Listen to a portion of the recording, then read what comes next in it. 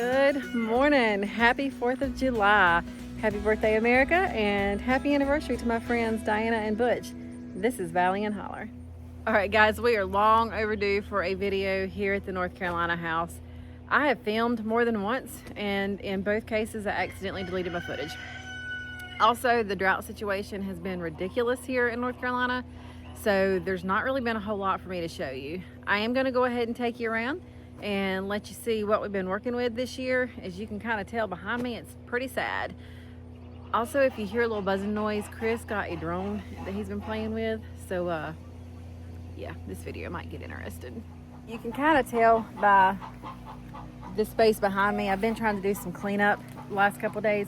It's like 100 degrees today and through this weekend, so we got some loud chickens in here. Let me move. All right, that's better.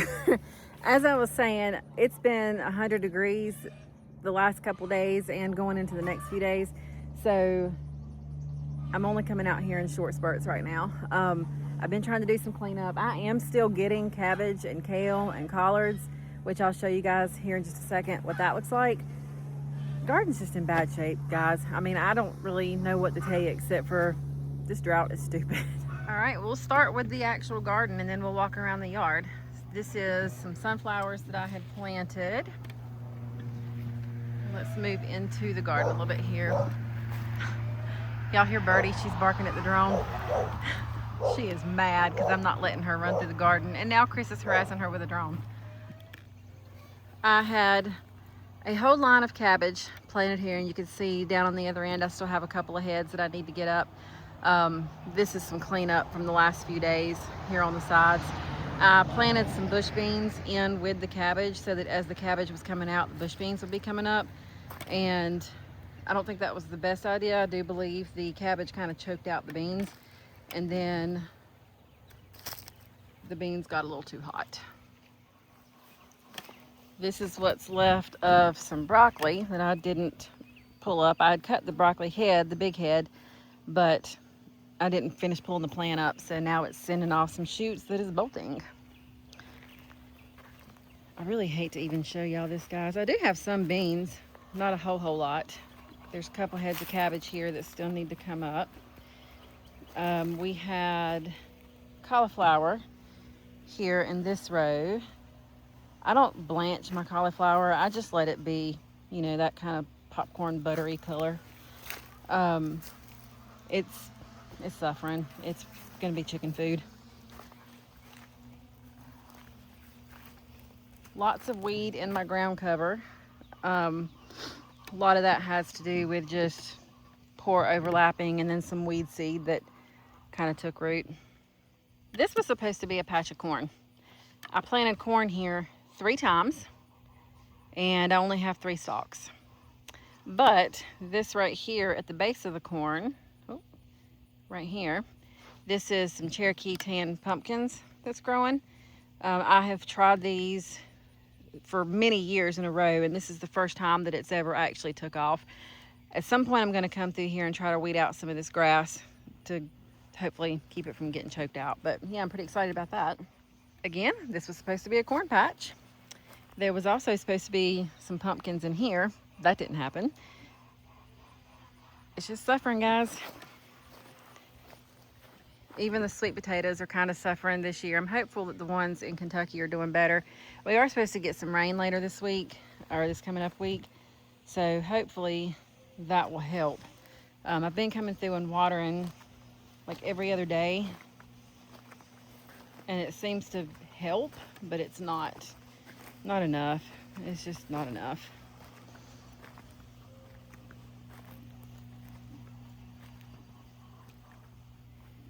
This is a Charleston Gray watermelon that's taken off. I'm pretty excited about that. Chris loves the Charleston Grays. I have mortgage lifters that are doing pretty fair. Looks like I got some blushing down there I need to pick. I believe this right here was a granny cantrell.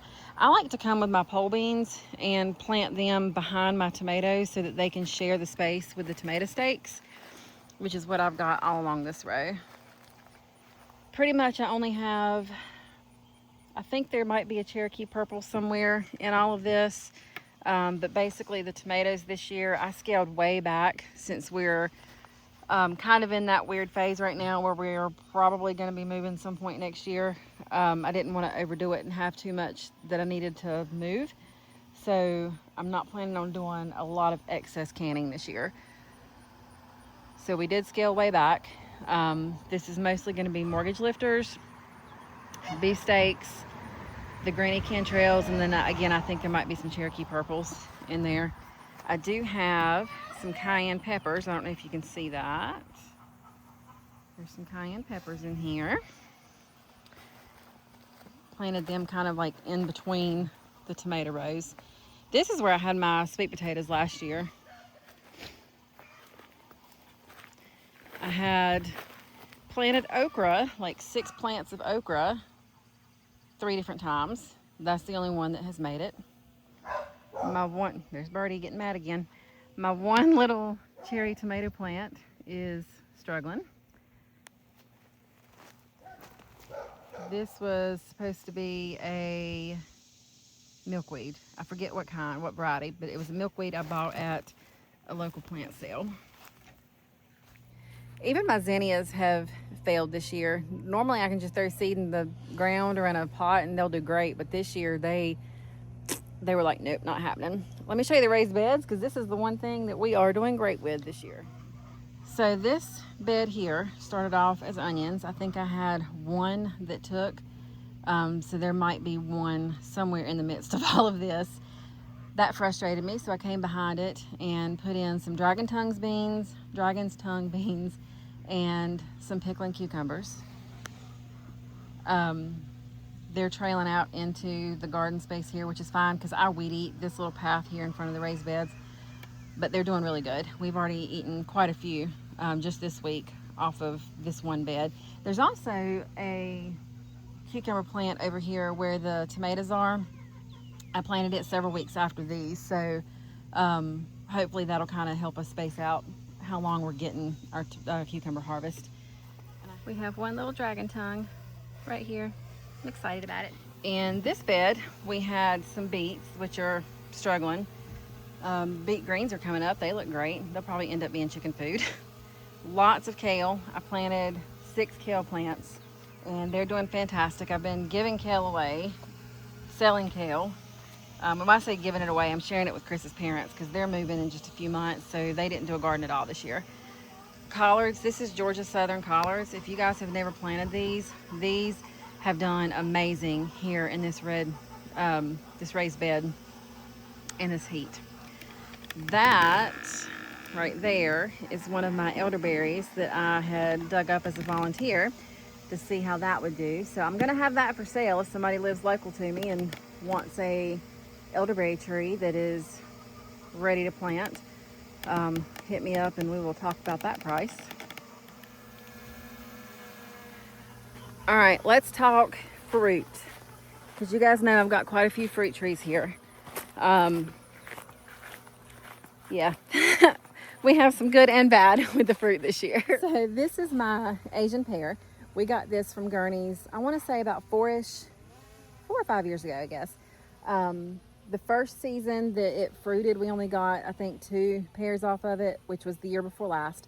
Last summer, we had an amazing harvest.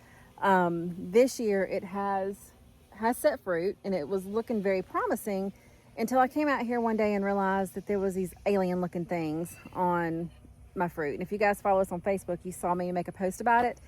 Apparently, pear trees can get cedar rust. I knew apples did. My Yellow Delicious has been affected by apple cedar rust pretty much since it was planted. It has not really grown from the size that it was when I planted it 10 years ago, because every year it's been affected by the cedar rust. Our neighbor used to have a cedar tree on their fence line, and it did have the galls on it, so apparently the two were talking back and forth. They were sharing the fungi, and last spring, I think it was, they cut that cedar tree down. Well, at that point, it was too late for the apple tree. It was still already affected.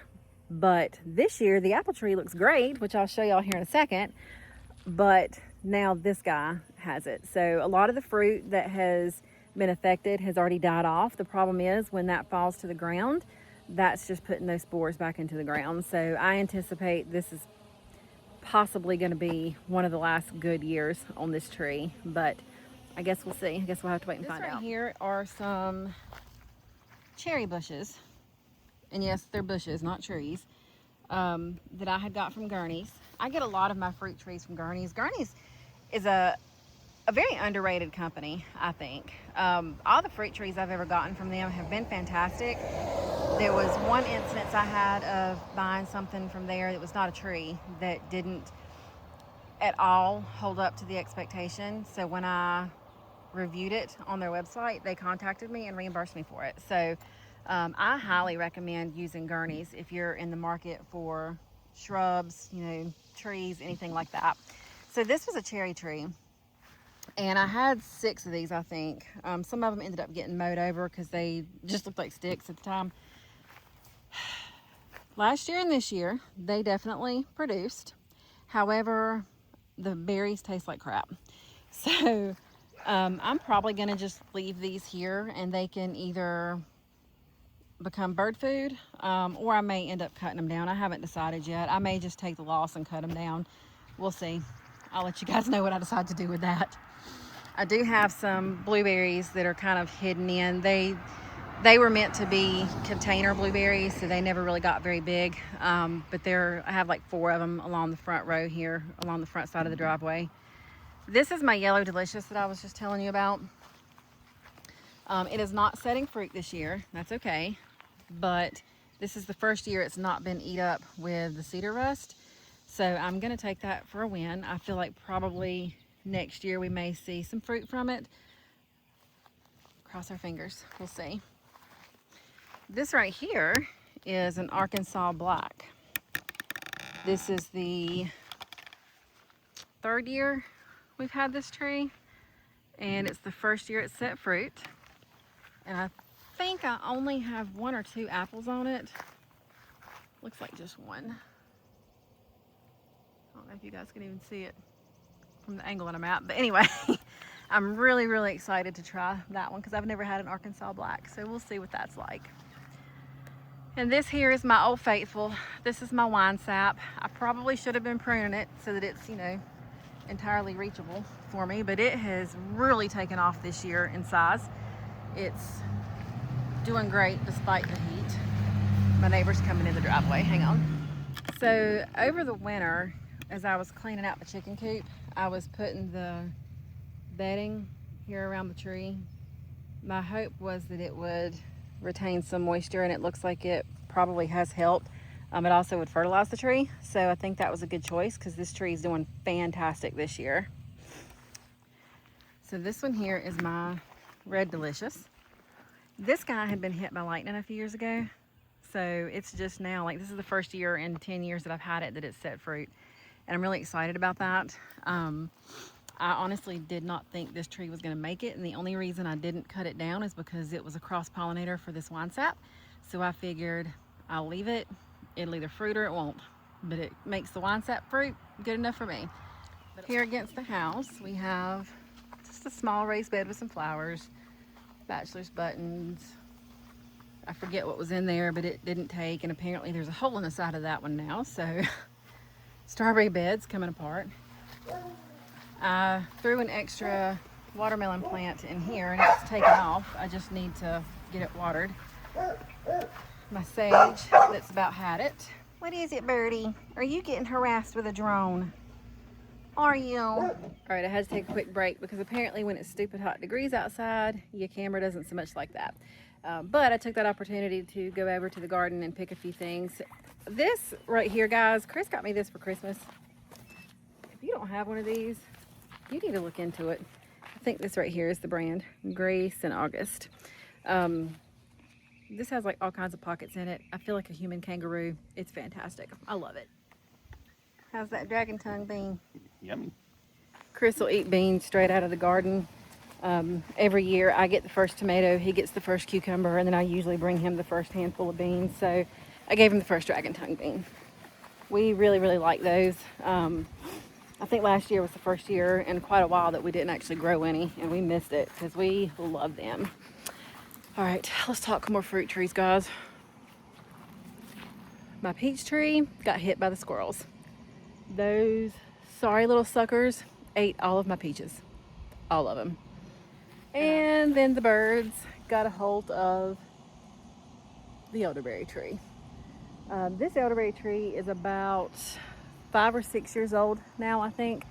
And I was able to get a lot of the flowers off of it early in the season, so it wasn't a total waste. In the past, I've only ever harvested the berries, but this year I thought I was going to give the flowers a try. So I did at least get that off of it. But yeah, the birds love the berries. Try to walk around the side of the house without showing anything in my neighbor's yard. I did have loofah planted here, but yeah, that died. That was going to be my little trellis. But yeah, so much for that. Strawberries that used to be there, there's one left. It didn't do anything. Hostas are doing great. Here comes the neighbor's dog. This is some really pitiful looking lemon balm. I don't really do a whole lot with this front flower bed, which is a shame because there's a lot of really good space for things. Lilies are looking terrible. My hydrangeas are looking terrible. I have a random tree growing in my flower bed. My climbing rose, I honestly don't know what to do with this. For those of you that are rose people, maybe y'all can give me some insight. Even before we had real drought conditions, it started looking like this. I honestly regret planting these roses here. They're beautiful, don't get me wrong. The flowers that come off of them are beautiful, but they overtake my porch. And then now this one looks like crap. Same with the knockouts that I have here. They're looking terrible this year. This knockout's looking terrible. This climbing rose is looking terrible. Lemon balm back there is looking great. Bee balm's looking great. 4 o'clocks that I planted are doing fantastic. Honestly, don't even remember what this is, but I think that's St. John's wort. And it pretty much is unchanged from the way it is every year.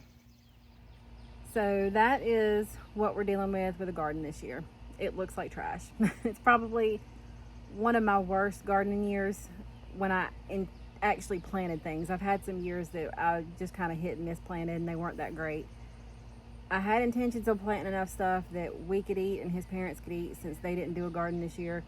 Even though I wasn't figuring I was going to do a whole lot of canning, I still wanted enough that, you know, 2 households could eat off of it. But that's clearly not going to happen. And, you know, wildlife. Rabbits.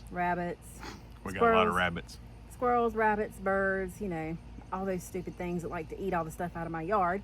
Had a field day this year. So that's kind of what we're working with.